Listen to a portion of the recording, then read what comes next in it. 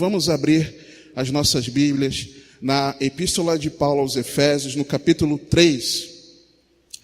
E o tema da mensagem de hoje é: a Deus seja a glória na igreja.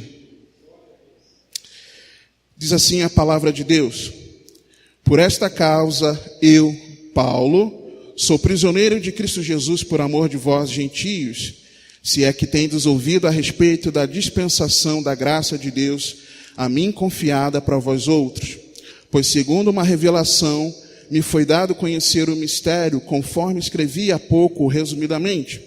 Pelo que quando ledes, podeis compreender o meu discernimento do mistério de Cristo, o qual, em outras gerações, não foi dado a conhecer aos filhos dos homens, como agora foi revelado aos seus santos apóstolos e profetas no Espírito, a saber, que os gentios são co-herdeiros, membros do mesmo corpo e coparticipantes da promessa em Cristo Jesus, por meio do Evangelho, do qual foi constituído ministro conforme o dom da graça de Deus, a mim concedida, segundo a força operante do seu poder. A mim, o menor de todos os santos, me foi dada esta graça de pregar aos gentios o evangelho das insondáveis riquezas de Cristo e manifestar qual seja a dispensação do mistério, desde os séculos, oculto em Deus, que criou todas as coisas, para que pela igreja a multiforme sabedoria de Deus se torne conhecida agora dos principados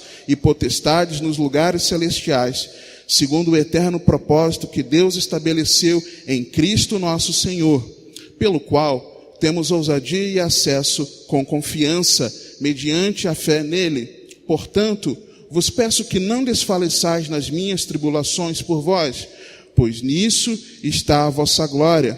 Por esta causa, me ponho de joelhos diante do Pai, de quem toma o nome toda a família, tanto no céu como na terra, como sobre a terra, para que, segundo a riqueza da sua glória, vos conceda que sejais fortalecidos com poder, mediante o seu Espírito no homem interior, e, assim, habite Cristo no vosso coração, pela fé, estando vós arraigados e alicerçados em amor, a fim de poderdes compreender com todos os santos qual é a largura e o comprimento e a altura e a profundidade, e conhecer o amor de Cristo, que excede todo entendimento, para que sejais tomados de toda a plenitude de Deus. Ora, aquele que é poderoso para fazer infinitamente mais do que tudo quanto pedimos ou pensamos, conforme o seu poder que opera em nós, a ele seja a glória, na igreja e em Cristo Jesus, por todas as gerações, para todos sempre. Amém. Pode se assentar em nome de Jesus, queridos. Eu gosto de contar a história da mensagem, como ela surgiu. Essa mensagem ela surgiu a partir da nossa leitura, do nosso plano de leitura diário. Nós estávamos meditando essa semana sobre Efésios, a carta aos Efésios. Creio que muitos dos irmãos, se não todos, mas muitos meditaram nesses textos. E quando eu meditava em Efésios, no capítulo 1 e no capítulo 2 especificamente, na quinta-feira, o Senhor começou a arder no meu coração algo em relação à formação do corpo de Cristo. Só que eu perguntei: Senhor, por que o Senhor está ardendo isso no meu coração? O que mais o Senhor quer falar? E o Senhor me falava que era para eu esperar, que Ele iria complementar aquilo que Ele estava me falando. E quinta-feira aqui à noite,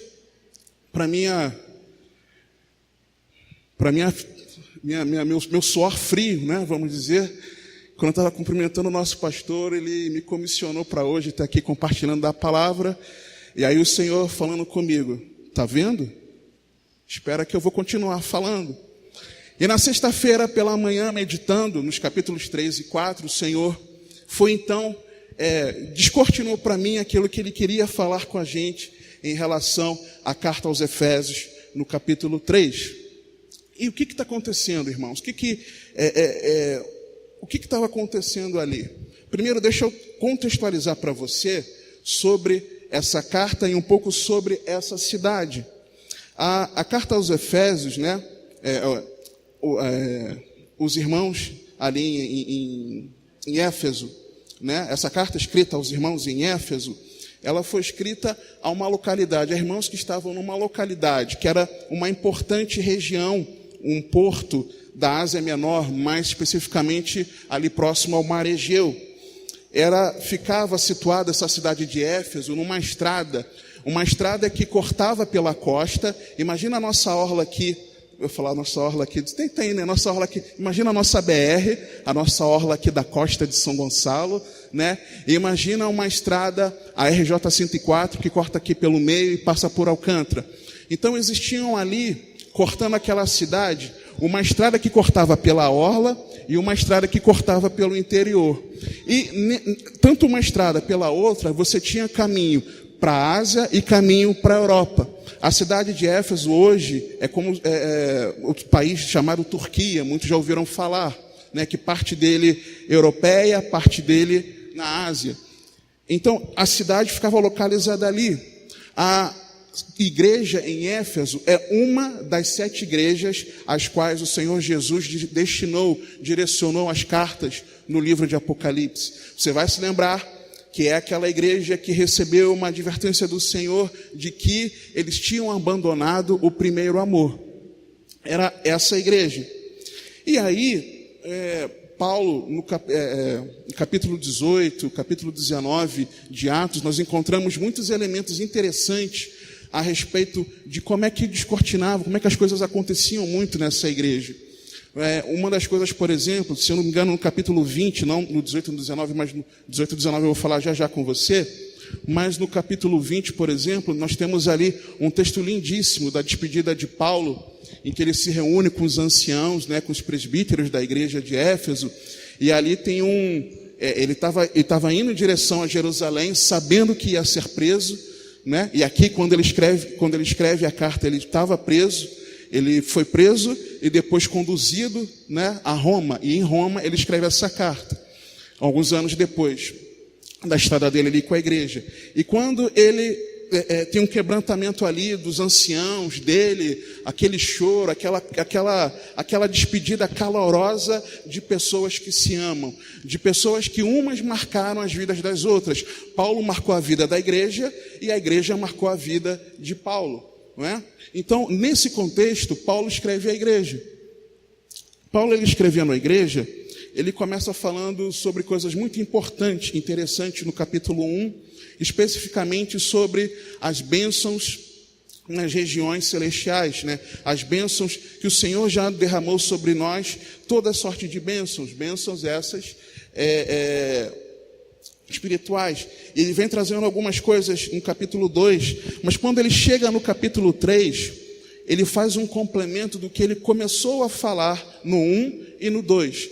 No capítulo 1, uma das coisas é que ele fala que havia, no capítulo 1 de Efésios, havia um mistério de Deus que estava oculto, mas que em Cristo esse mistério foi revelado. No capítulo 2, para ele justificar, contra-argumentar as objeções dos judeus convertidos a Cristo, aos gentios convertidos a Cristo, Paulo então ele começa numa revelação dada por Deus, ele começa a trazer uma explicação de que aqueles irmãos judeus convertidos a Cristo não deveriam se colocar à parte, distante dos gentios convertidos a Cristo, explicando que ambos, tanto os judeus convertidos como os gentios convertidos a Cristo, que ambos faziam parte de um só corpo, ambos estavam formando esse corpo, e que esse corpo, ele estava sendo edificado no Senhor. E aí no capítulo 3, Paulo, ele traz, continuando a escrever a eles, ele traz algo que fala da vocação nossa como igreja. Paulo, ele traz algo muito interessante, especial, que quando eu li isso aqui, na sexta-feira, eu me lembrava diretamente daquilo que Deus estava falando conosco, através da vida do nosso pastor na quarta-feira. Uma frase que me marcou muito da pregação, toda a pregação, claro, foi de que nós não estamos vestindo pijamas. Nós não fomos chamados para vestir pijamas, mas nós somos chamados para vestir toda a armadura de Deus.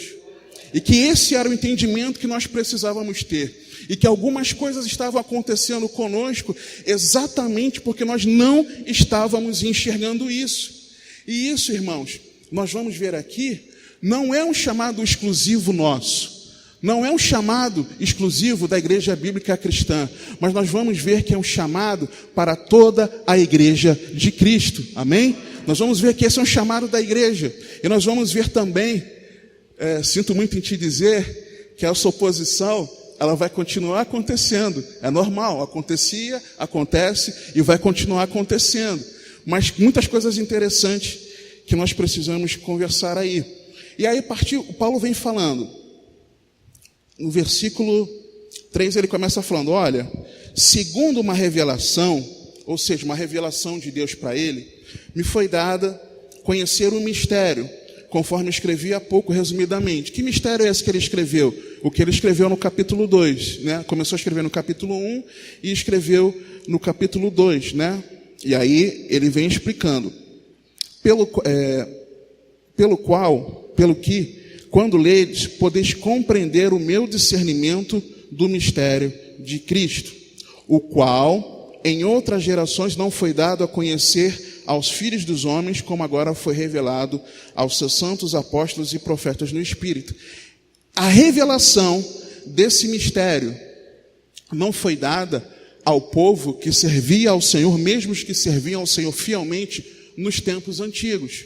Mesmo com a lei e os profetas, mesmo com as escrituras, eles não tinham a revelação desse mistério. Paulo está falando isso aqui. Nas gerações antigas, eles não tinham isso. A saber, que os gentios... E que mistério é esse? Qual é o mistério? A saber, que os gentios são co-herdeiros, membros do mesmo corpo e co-participantes da promessa em Cristo Jesus por meio do Evangelho. Ou seja, não seriam apenas povo de Deus, povo de propriedade exclusiva de Deus, aqueles que tinham a sua natureza, né, em um povo de Israel. Não era o povo natural de Israel que seria o povo de Deus, mas que os gentios também seriam participantes desse mesmo corpo, desse corpo do Senhor, e co-participantes da herança. Por meio do quê? Por meio do Evangelho. Então, por meio da pregação do Evangelho, tanto aqueles que não são descendentes do povo judeu, como aqueles que também são descendentes do povo judeu, mas que creram no Evangelho de Cristo, esses formam o corpo de Cristo. Entenderam? Então, a revelação começava assim, olha, tanto aquele judeu como o não judeu, mas ambos convertidos a Cristo Jesus, esses são o corpo de Cristo. A revelação começava assim. Versículo 7. Do qual fui constituído ministro conforme o dom da graça de Deus, a mim concedida segundo a força operante no seu poder.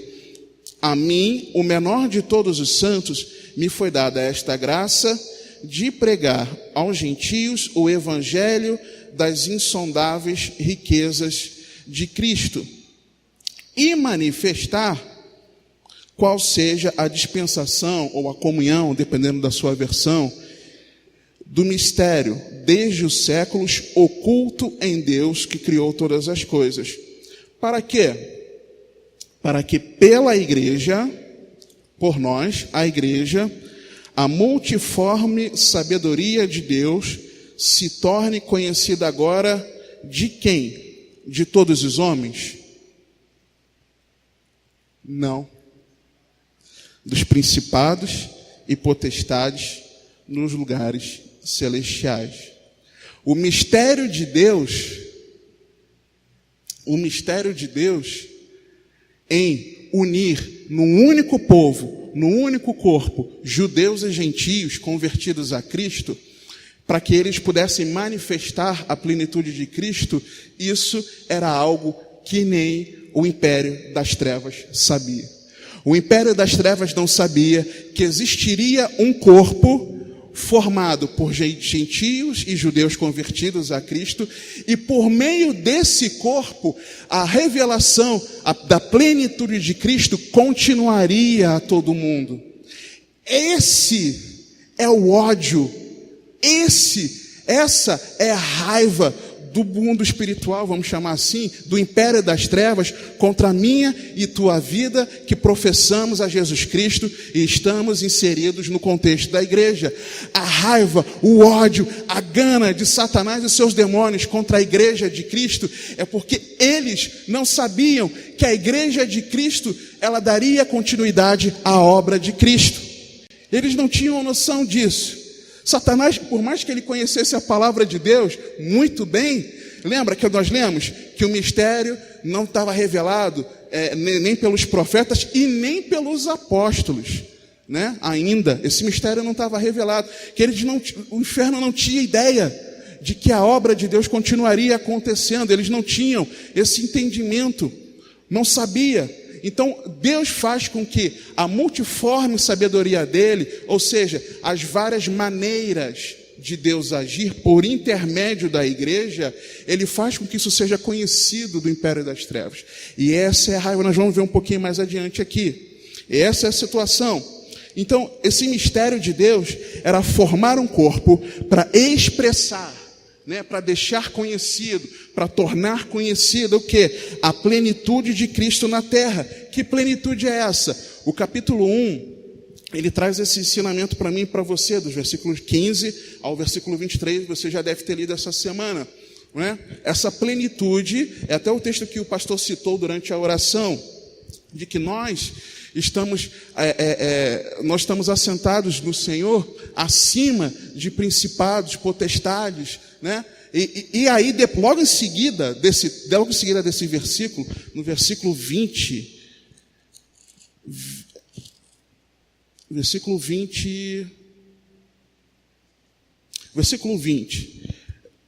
de Efésios 1, o qual exerceu ele em Cristo, ressuscitando dentre os mortos e fazendo-o sentar à sua direita nos lugares celestiais, acima de todo principado e potestade, poder e domínio, e de todo nome que se possa referir não só no presente século, mas também no vindouro. E pôs todas as coisas debaixo dos pés, para ser o cabeça sobre todas as coisas, o deu à igreja, a qual é o seu corpo, o quê? A plenitude daquele que a tudo enche em todas as coisas. A plenitude de Cristo, ela está revelada, expressa sobre quem? Sobre o corpo de Cristo. E o corpo de Cristo é quem? É a igreja. Então, a plenitude de Cristo revelada a nós, ela é consequência de Deus ter colocado, o versículo, releia comigo 22, e pôs todas as coisas debaixo dos pés, e para ser o cabeça sobre todas as coisas. Então o Senhor subjugou os principados, potestades, poderes do império das trevas, o colocou debaixo dos seus pés, e essa autoridade dele de ser o cabeça, ele fez o quê? Ele entregou a mim e a você como igreja, porque como corpo de Cristo, a plenitude de Cristo, ela repousa sobre nós. Essa é a raiva. E aí então, o Senhor tinha como mistério formar um corpo para expressar a plenitude de Cristo, unindo quem? Os judeus e os gentios convertidos a Cristo, nos quais ele habitaria. O capítulo 2, do versículo 11 até o capítulo 3, no versículo 7 que nós lemos, eu quero ler com você, capítulo 2, versículo 19. Assim já não sois estrangeiros, Efésios 2,19. Assim já não sois estrangeiros e peregrinos, mas concidadãos dos santos, e sois da família de Deus. Edificados sobre, guarda isso aí, sois da família de Deus. Isso é algo muito importante que nós vamos falar depois no capítulo 3. Edificados sobre o fundamento dos apóstolos e profetas, sendo ele mesmo Cristo Jesus, a pedra angular, no qual todo edifício bem ajustado cresce para santuário, dedicado ao Senhor, no qual também vós juntamente estáis sendo edificados para a habitação de Deus no Espírito. Então esse corpo formado em Cristo é o local de habitação do Senhor. Então, era formar um corpo para expressar a plenitude de Cristo na terra, unindo gentios e judeus convertidos a Cristo, por meio de qual, onde o Senhor habitaria. Só que a mente judaica não compreendia isso. Eles não poderiam compreender, era um mistério de Deus.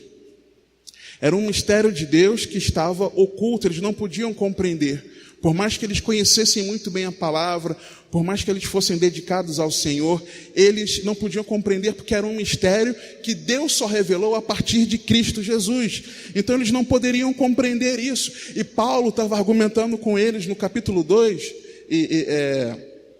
e unindo isso aqui também no capítulo 3, argumentando, olha, vocês precisam se dar bem com eles, são seus irmãos. Vocês juntos fazem parte da família de Deus. Tanto vocês, que são judeus convertidos, como gentios convertidos. Vocês são irmãos, vocês são da mesma família. Vocês são um corpo só. E Paulo estava argumentando com eles. A mente deles não poderia compreender. E como eu falei, o império das trevas também não. E essa expressão da plenitude de Cristo era o quê? 1 João 3,8b. Para isto o Filho de Deus se manifestou, para desfazer as obras do diabo. Para isso. A plenitude de Cristo na igreja, a plenitude da expressão de quem Cristo é através da igreja, é para cumprir qual propósito? Para desfazer as obras do diabo. Se Cristo, se manifestou para desfazer as obras do diabo, e nós somos a sua extensão, porque ele é a cabeça e nós somos o corpo, por extensão, o mistério de Deus era que através de mim e você, as obras do inferno fossem desfeitas. Essa é a raiva. Porque através da minha vida, através da tua vida, nós oramos e aquela enfermidade retrocede. Nós repreendemos, os demônios retrocedem. Nós anunciamos o evangelho, as pessoas se convertem, porque nós somos a extensão do ministério de Cristo aqui na terra, irmãos. Essa é a raiva. O mistério de Deus era revelar, não era, claro, é para revelar para a humanidade, mas também revelar ao império das trevas que o ministério de Cristo não acabou na cruz. A obra de Cristo foi consumada, foi completa, amém? Mas a continuidade do ministério, lembra que o Senhor falou que nós faríamos obras ainda maiores? Lembra? Por quê? Porque nós somos a extensão, ele é o cabeça e nós somos o corpo, a extensão. Então a obra de Cristo, de libertar, de transformar, de curar, de pregar o evangelho, de anunciar as boas novas, ela continua comigo e com você. E quando nós nos posicionamos como uma igreja bíblica e cristã, que é a extensão do corpo de Cristo, isso incomoda muito o inferno. Você está entendendo? Toda igreja que se predispõe a ser uma igreja que é verdadeiramente corpo de Cristo, extensão do corpo de Cristo, vai incomodar. Então, se você prega o evangelho para a tua família, para os teus colegas de trabalho, para a tua parentela, para quem quer que seja, você está incomodando as trevas, porque você faz parte do corpo de Cristo. Se você tem alguém que está com uma enfermidade, e você se coloca à disposição para orar, e essa pessoa é curada, você está incomodando as trevas. Se você repreende as obras de Satanás, você está incomodando as trevas. Eu estou incomodando as trevas. Não tem como fugir, irmãos. Nós não fomos chamados para vestir pijama. Nós fomos chamados para vestir a armadura de Deus, mas toda ela. Esse é o nosso chamado. Não adianta a gente querer fugir disso, irmãos. O nosso chamado é esse e ponto. E acabou. Não tem jeito. Não tem como fugir. Esse é o nosso chamado. Essa é a nossa vocação enquanto igreja de Cristo. Amém? Compreendido isso? Só que olha que interessante. Paulo estava escrevendo a igreja em Éfeso, certo? E a igreja em Éfeso era uma igreja, a cidade de Éfeso era uma cidade complicadíssima, irmãos. Nós vamos ler uns textos aqui que mostram como, através da vida de Paulo e dos irmãos que estavam servindo ao Senhor junto ao apóstolo Paulo, nós vamos ver o quanto que ele incomodava as trevas. Nós vamos ver o quanto que as pessoas eram curadas, que as pessoas eram libertas, que as pessoas eram transformadas. Olha, fazia assim. E nós vamos ver que Paulo sofria uma oposição espiritual muito grande em Éfeso. Amém? Primeiro, abra por favor em Atos, no capítulo 19.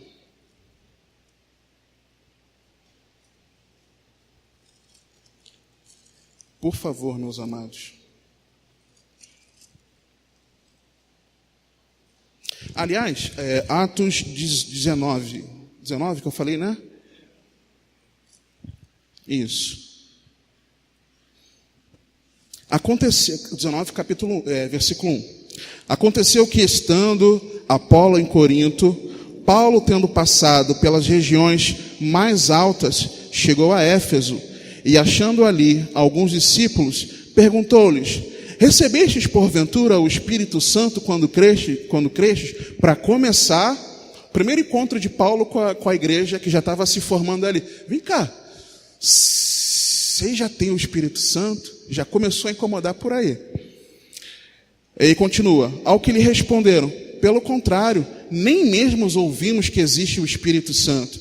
Então perguntou: em que, pois, fostes batizados? Responderam: no batismo de João. Disse-lhes Paulo: João realizou o batismo de arrependimento, dizendo ao povo que cresce naquele que vinha depois dele, a saber, em Jesus.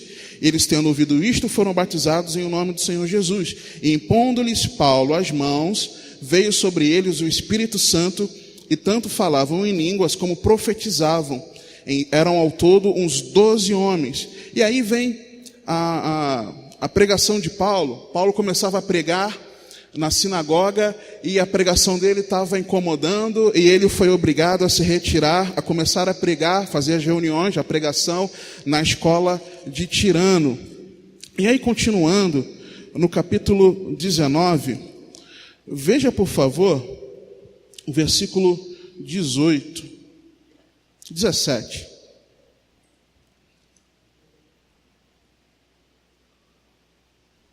E aí tem aquela situação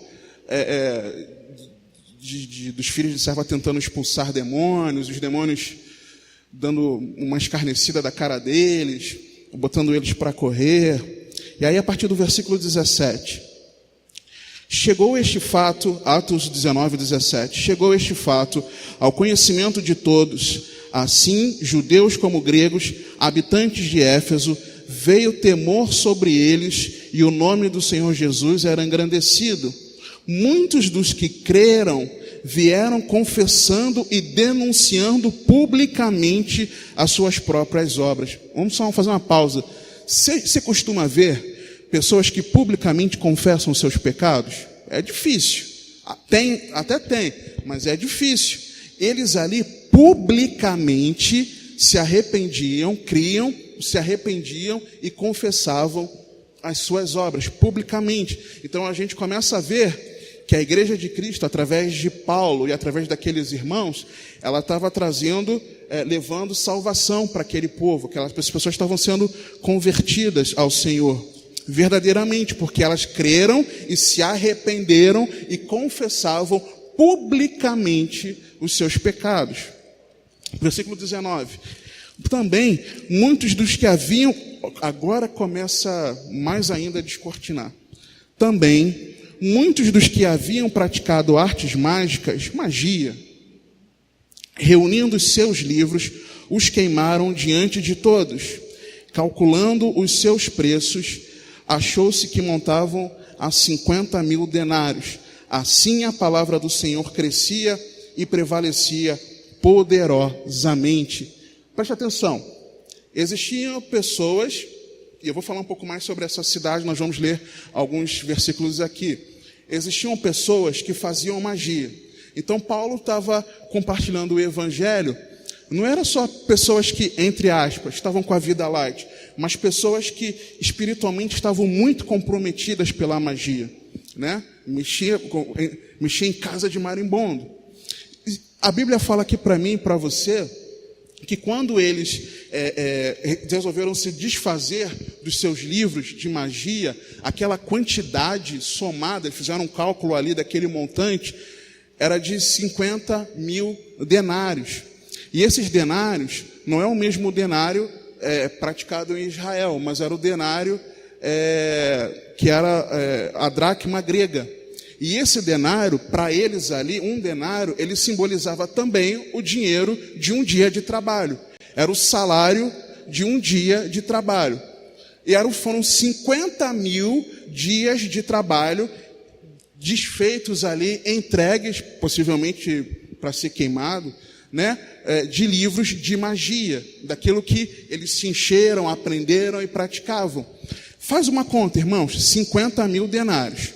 Eu não sei exatamente quanto que está o salário mínimo, mas eu sei que está entre 900 e R$1.000. É mais ou menos isso, não é? Entre 900 e 1.000, se eu não estiver enganado. Mas vamos baixar para 900. Imagina que o salário mínimo, padrão, fosse R$900. Você calcula quanto que corresponde um dia de trabalho com salário de R$900. 900 dividido por 30, 30. Então, coloca aqui uma diária, um denário, eles seriam R$30. Ali nós tínhamos quanto? 50 mil vezes R$30. 50 mil denários. E essa conta de 50 mil denários, ela equivale a R$1.500.000 de livros de magia. Você entendeu? O tamanho da obra que estava sendo feita naquela cidade, R$1,5 milhão em livros de conhecimento de magia foram entregues por pessoas que estavam sendo libertas pelo Senhor Jesus Cristo. A obra libertadora de Cristo, a obra de Cristo na cruz do Calvário, né, que subjugou o império das trevas, ela fez com que as vidas ali fossem libertas e eles se desfizeram de tudo isso. Imagina a raiva que não estava crescendo naquela cidade contra a obra de Deus. Imagina a quantidade de pessoas, Rodrigo, eu me lembrei que você já compartilhou o Evangelho, a raiva de Satanás contra a tua vida, esse tempo todo você compartilhando o Evangelho, sábado a sábado, fora nos outros dias, os irmãos que fazem o mesmo. Imagina você que fala de Jesus no seu trabalho, está lá incansavelmente falando do Senhor. Imagina a obra de Deus sendo feita em cada coração ali. Imagina a raiva do diabo contra nós. Imagina, para pensar, você está entendendo isso? Imagina o pecado vindo diante de você e você dizendo: não, eu quero me separar desse mundo, eu quero me santificar para o Senhor, eu quero agradar ao meu Senhor e ter um viver para a glória de Deus. Imagina a raiva da obra de Cristo em você, em mim. Você está entendendo? Então, era algo que estava crescendo terrivelmente ali. E aí, agora a coisa piora um pouco. Não sei se piora, mas a gente entende mais algumas coisas. No capítulo 19, né, nós lemos 18, lemos 17 ao 20. Mas olha o que aconteceu no capítulo 19, nos versículos 23. Olha o que aconteceu. Por esse tempo, houve grande alvoroço acerca do caminho. Né? Que caminho era esse? O Senhor Jesus, a fé em Cristo Jesus. Pois um ourives chamado Demétrio, que fazia de prata nichos de Diana, já vamos falar dessa Diana aqui, e que dava muito lucro aos artífices, convocando-os juntamente com outros da mesma profissão, disse-lhes: senhores, sabeis que deste ofício vem a nossa prosperidade, e estás vendo e ouvindo que não só em Éfeso, mas em quase toda a Ásia, ou seja, não era só em Éfeso não, era quase toda a Ásia, o estrago era grande. Só em Éfeso, 1,5 milhão contextualizando, de reais em livros de magia. Imagina tudo em toda a Ásia, tá? Continuando, 26, este Paulo tem persuadido e desencaminhando muita gente, afirmando não serem deuses os que são feitos por mãos humanas. Não somente ao perigo da nossa profissão cair em descrédito, como também de o próprio templo da grande deusa Diana ser estimado em nada, em ser mesmo destruída a majestade daquela que toda a Ásia e o mundo adoram. Paulo estava mexendo em casa de vespeiro, irmãos. Paulo estava compartilhando o evangelho. É claro que nem tudo aqui que ele falou aqui era verdade, né? Que Demétrio falou. E depois nos textos nós vamos ver aqui no texto. Mas Paulo estava compartilhando o evangelho numa cidade que tinha um templo, que era o templo da Diana, chamada Diana dos Efésios, considerado uma das 7 maravilhas do mundo antigo. Algo era assim que era referência. Algo que era referência. Pessoas que serviam a Diana, que a adoravam, estavam sendo convertidas a Cristo Jesus. E aí no versículo 28, ouvindo isto, encheram-se de furor e clamavam: grande é a Diana dos Efésios. Foi a cidade tomada de confusão, e todos a uma remeteram para o teatro, arrebatando os macedônios, Gaio e Aristarco, companheiros de Paulo. Querendo este apresentar-se ao povo, não lhe permitiram os discípulos. Começou a acontecer uma confusão ali. Demétrio, né, foi fazer intriga, preocupado na prosperidade do seu negócio, como aquele que fazia imagem de escultura, né? E ele inventou um pouquinho de mentira, que Paulo não estava falando para não adorar a outros deuses, mas Paulo estava pregando o evangelho. Mas aí houve aquela confusão. Paulo falou: não, eu vou lá, eu vou me apresentar a eles e vou explicar tudo isso, que eu estou só pregando o evangelho, eu vou me apresentar. E os companheiros de Paulo: não, Paulo, vai não arruma ideia não vai para lá, segura a onda. Foi isso que aconteceu. Também as iarcas, né, que eram governantes ali da Ásia, né, que eram amigos de Paulo, mandaram rogar-lhe que não se arriscasse indo ao teatro. Uns, pois, gritavam de uma forma, outros de outra, porque a assembleia caíra em confusão, e na sua maior parte nem sabiam por que motivo estavam reunidos. Então Demétrio lançou a fasquinha da confusão. Quando foram ver, nem sabiam por que eles estavam ali naquela confusão. 33. Então tiraram Alexandre dentre a multidão, impelindo os judeus para a frente. Este, acenando com a mão, queria falar ao povo, queria botar panos quentes. Quando, porém, reconheceram que ele era judeu, todos a uma voz gritaram por espaço de quase 2 horas: grande é a Diana dos Efésios. Uma adoração à Diana dos Efésios de quase 2 horas. Você consegue? Você já fez na sua vida? Você já deu glória a Deus seguido mais de 1 hora? Você já glorificou ao Senhor, ou eu? Durante quase 2 horas, aquele povo ali daquela cidade estava glorificando aquele demônio, por espaço de quase 2 horas. E não deixaram que Alexandre, sendo judeu convertido, não deixaram que ele se explicasse. 35. O escrivão da cidade, tendo apaziguado o povo, disse: senhores Efésios, quem porventura não sabe que a cidade de Éfeso é a guardiã do templo da grande Diana e da imagem que caiu de Júpiter? Ora, não podendo isto ser contraditado, convém que vos mantenhais calmos, e nada façais precipitadamente, porque estes homens que aqui trouxestes não são sacrílegos, me blasfemaram contra a nossa deusa. Portanto, se Demétrio e os artífices que o acompanham têm alguma queixa contra alguém, há audiências e procônsulos que se acusem uns aos outros. Mas se alguma outra coisa pleiteais, será decidida em assembleia regular, porque também corremos perigo de que, por hoje, sejamos acusados de sedição, não havendo motivo algum que possamos alegar para justificar este ajuntamento. E, havendo dito isto, dissolveu a assembleia. Uma confusão causada por Demétrio, porque estava começando a perder do seu trabalho de ourives, de fazer imagem de fundição dessa Diana. E, em parte, era verdadeira, porque Paulo estava pregando o evangelho ali, ganhando muitos para Jesus e pela Ásia toda. Mas Paulo não estava chegando para eles e apontando o dedo: vocês têm que parar de adorar a Diana dos Efésios. Paulo não estava fazendo isso. E era isso que Alexandre queria explicar. E eles não deixaram, entendeu? E dentro disso, irmãos, nós começamos a ver que quando Paulo estava escrevendo isso aqui aos irmãos em Efésios. Ele estava escrevendo a uma igreja dentro de uma cidade que espiritualmente era muito comprometida. Era sério, era batalha espiritual. Não era fácil, não. A coisa era séria ali que estava acontecendo. Paulo estava explicando. E aí talvez, irmãos, vamos voltar para Efésios capítulo 3.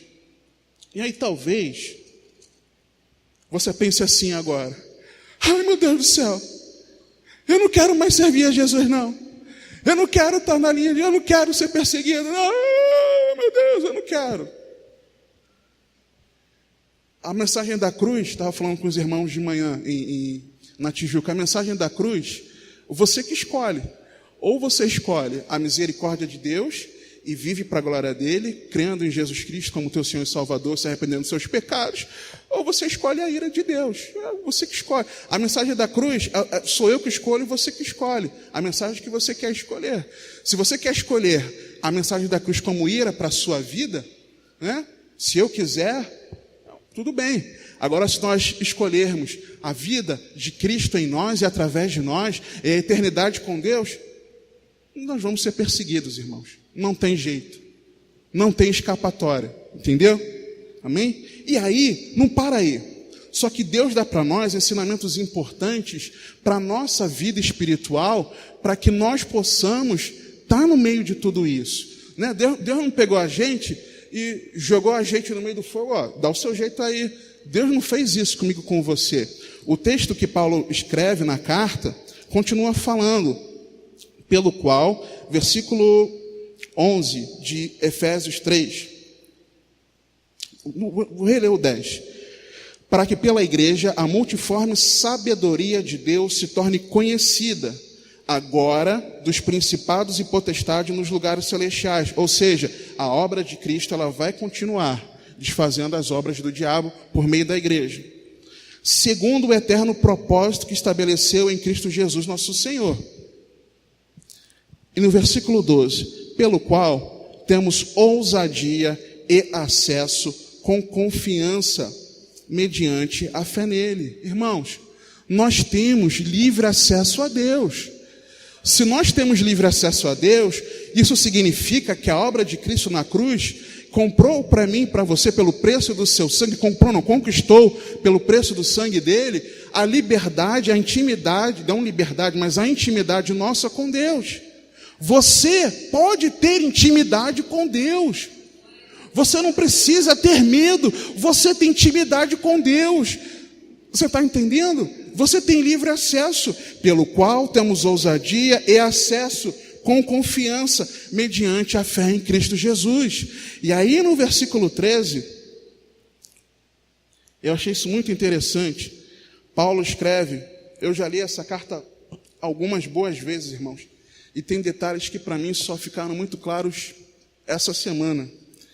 Portanto, vos peço que não desfaleçais nas minhas tribulações. Paulo escrevendo aos irmãos em Éfeso. Portanto, vos peço que não desfaleçais nas minhas tribulações por vós, pois nisso está a vossa glória.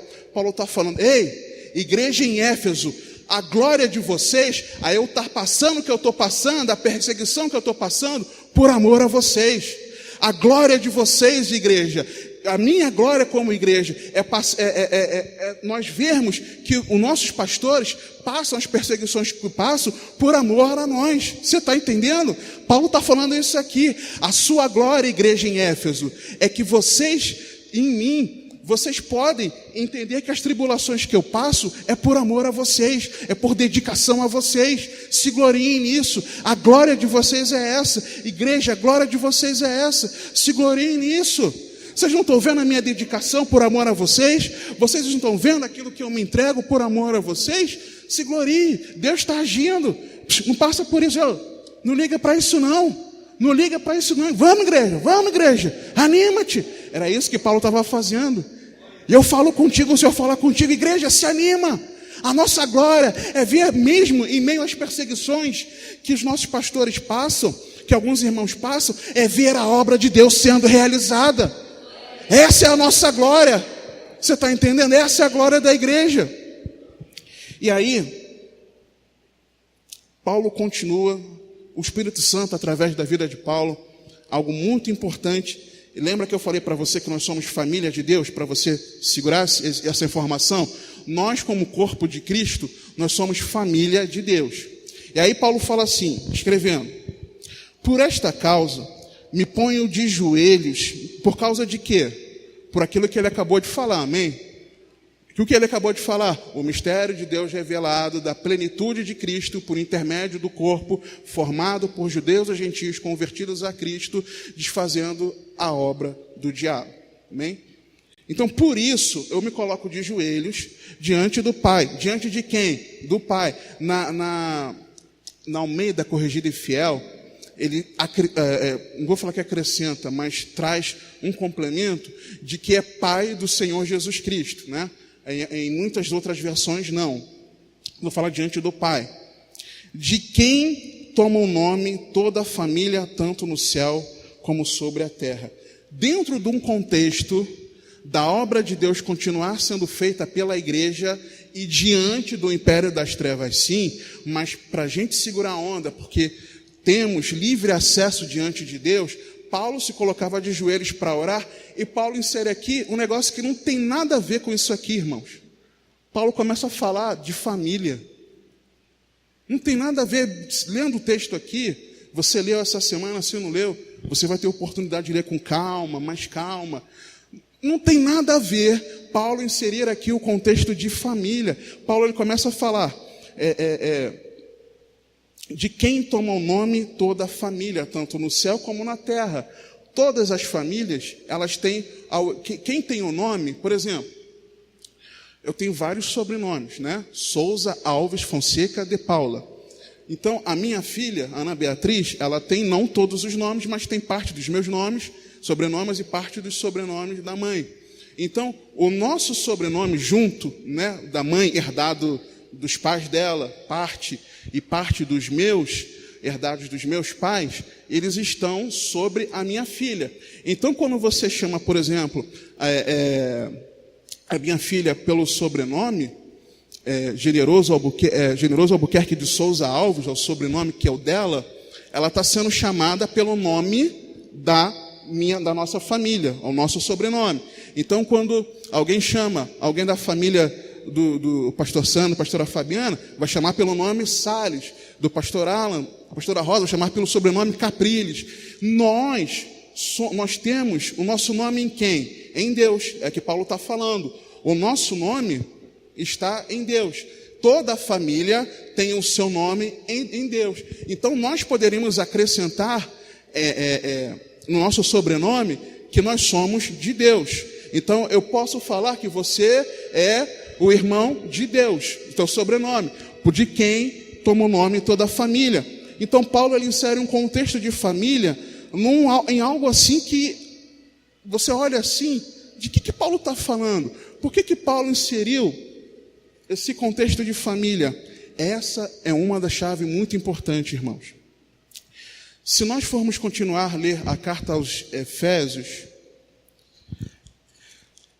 e eu não vou ler porque não dá tempo, senão eu leria com você, mas você já deve ter lido essa semana, senão leia depois com calma.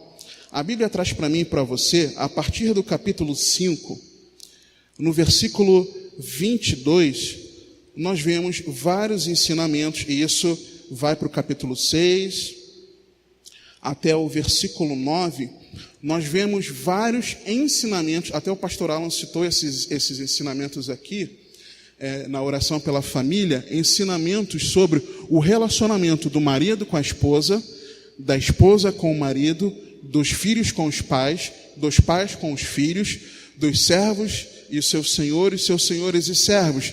E eu creio aqui que um contexto são dos trabalhadores domésticos, não dos trabalhadores de empresas, mas trabalhadores domésticos. Então, todo esse ensinamento que você tem aqui em Efésios, no capítulo 5 e no capítulo 6, sobre família, está dentro de um contexto imediatamente anterior ao quê? O que começa a partir do versículo 10 do capítulo 6? Paulo começa a falar sobre a armadura de Deus.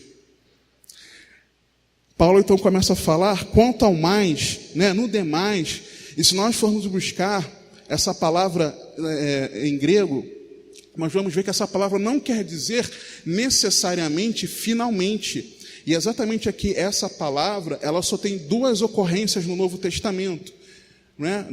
Não em português, mas em grego.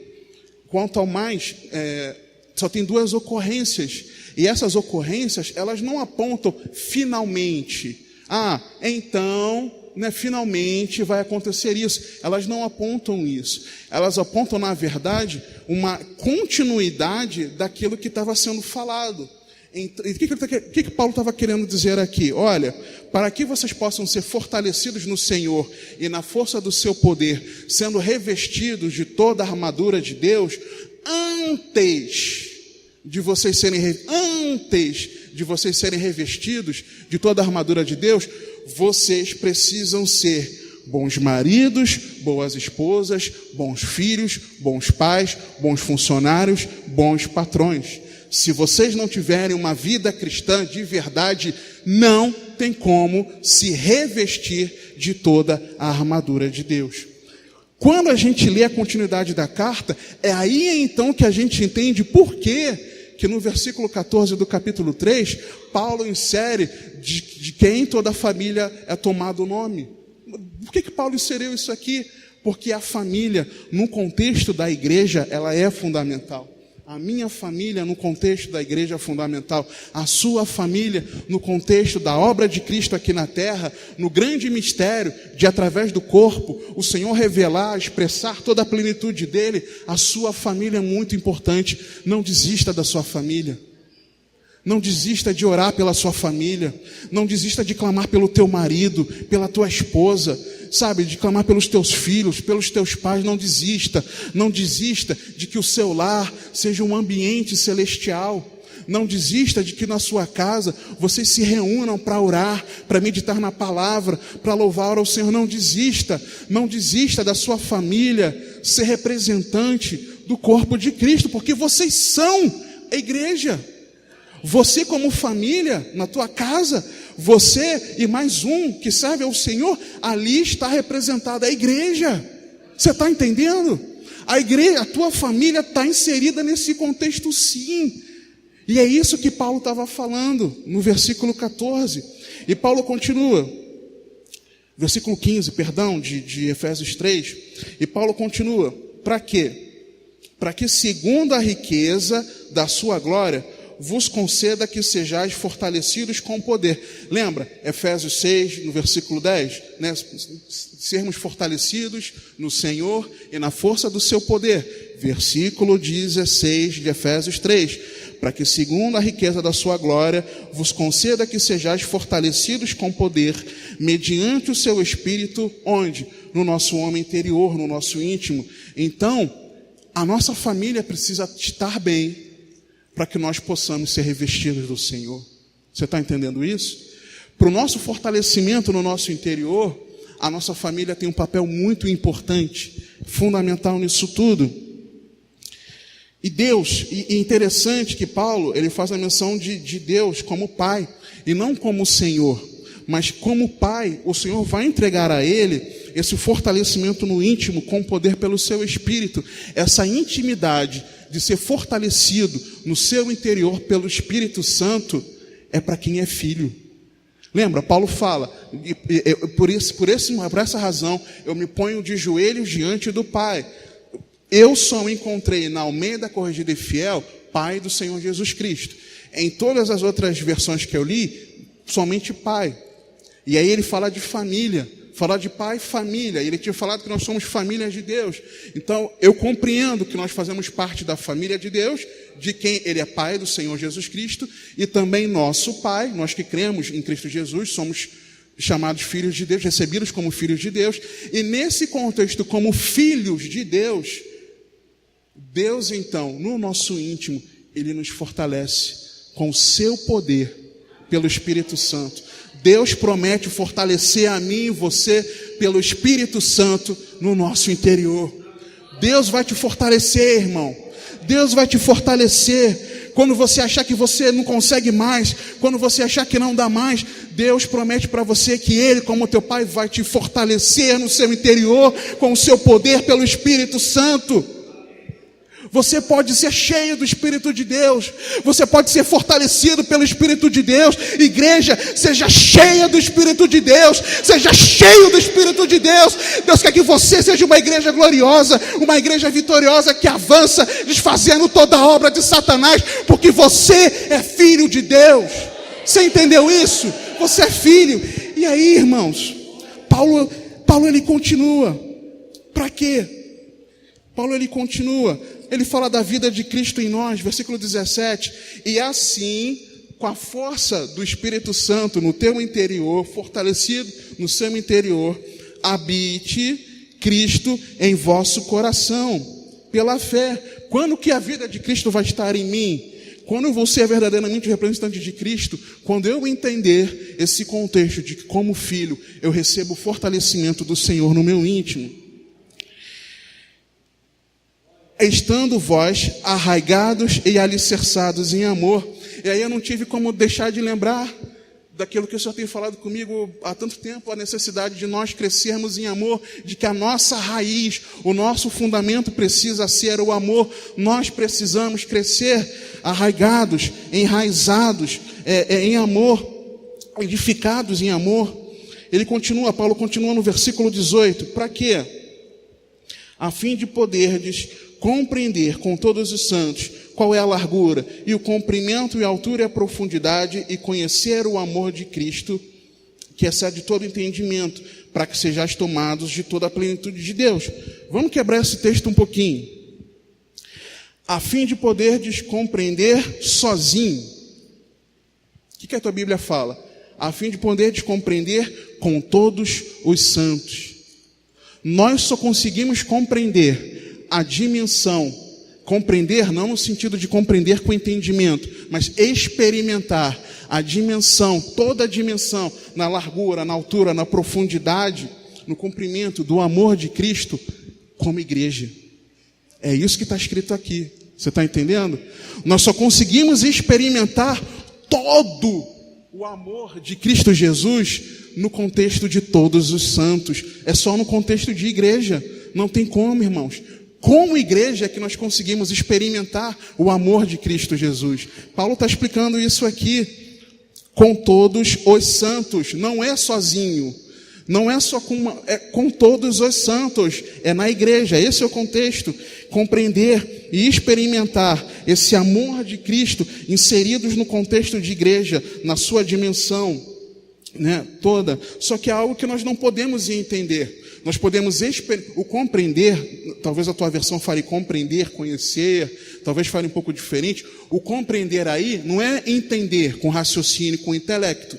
Tanto não é que logo depois ele fala, o amor de Cristo, de que não dá para ter entendimento, entendeu? Então não é o entender que ele fala, é o experimentar, é compreender no sentido de, é compreender e conhecer, é experimentar. Nós só conhecemos, só experimentamos, conhecemos verdadeiramente quem Jesus Cristo é, se nós estivermos aqui, na igreja.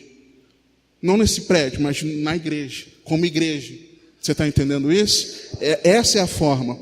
E aí Paulo continua, pelo poder de Deus que atua em nós, Ele pode fazer tudo, muito além de tudo o que pedimos ou pensamos. Versículo 20. Ora, aquele que é poderoso para fazer infinitamente mais do que tudo quanto pedimos ou pensamos, conforme o seu poder que opera em nós. Então existe um poder, lembra que esse poder, nós recebemos esse poder pelo Espírito Santo no nosso íntimo. É esse poder do Espírito Santo dentro de nós, agindo dentro de nós, por meio desse poder, Deus pode fazer muito além de tudo aquilo que nós pedimos ou pensamos. É tudo aquilo que eu penso ou peço para o meu prazer? Não, irmãos, não é esse contexto que nós estamos lendo aqui. O contexto é outra coisa. O contexto é da obra da igreja, através de nós, você está entendendo? Então, tudo aquilo que eu preciso e peço ao Senhor, e penso, não é só o que eu peço, mas aquilo que eu penso também, pelo poder de Cristo que opera dentro de cada um de nós, pelo poder do Espírito Santo, nós podemos sim clamar ao Senhor e Deus pode trazer o recurso que é necessário para a gente fazer a obra. Por exemplo, trazer pessoas para o ministério de evangelismo, trazer pessoas aguerridas para determinados ministérios, trazer pessoas que vão somar, por exemplo. Deus pode fazer, através da nossa oração, do nosso pensamento, pelo poder do Espírito Santo, Deus pode trazer um entendimento da igreja sobre a necessidade de nós estudarmos a palavra de Deus com dedicação e com afinco. Nós podemos pedir, porque o poder que opera é um poder que opera, não é um poder que está morto, entendeu? É um poder que opera, não está parado, não está desligado. Se eu